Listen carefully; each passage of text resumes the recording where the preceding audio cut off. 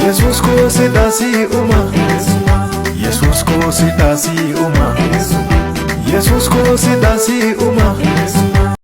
Oduu gammachiisaa carraan magaalaa Naqamtee Wallaggaa qaqqabee ammas Adaamaa qaqqabuuf jedha.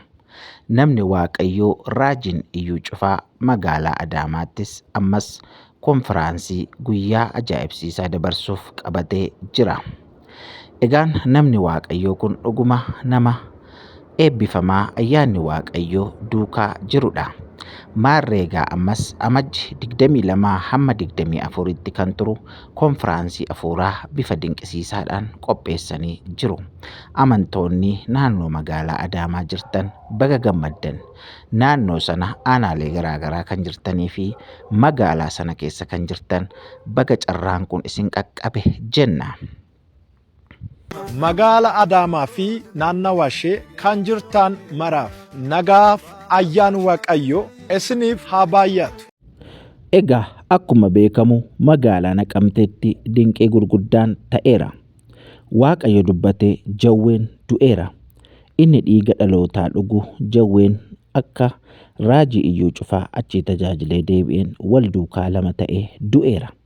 Amma moo carraan kan Adaamaati. Adaamaan baay'ee milkoofteetti jirti. Kun carraa guddaadha.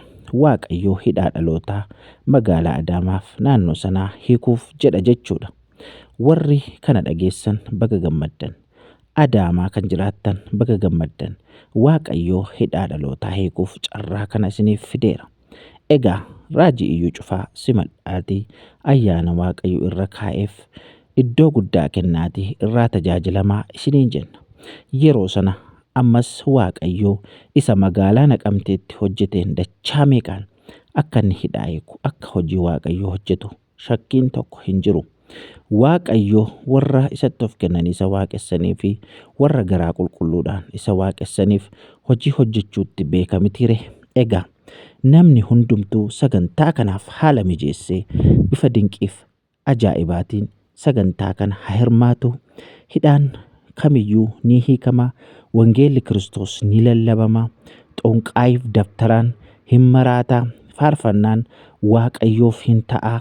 Eebbifamaa yeroo gaarii irratti akka qabaattan isin affeerra.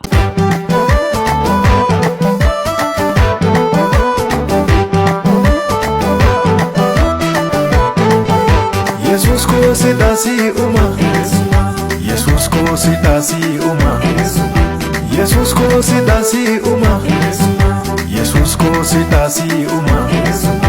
Ejisa kabda balakisa fulisa bultu chala chala kisa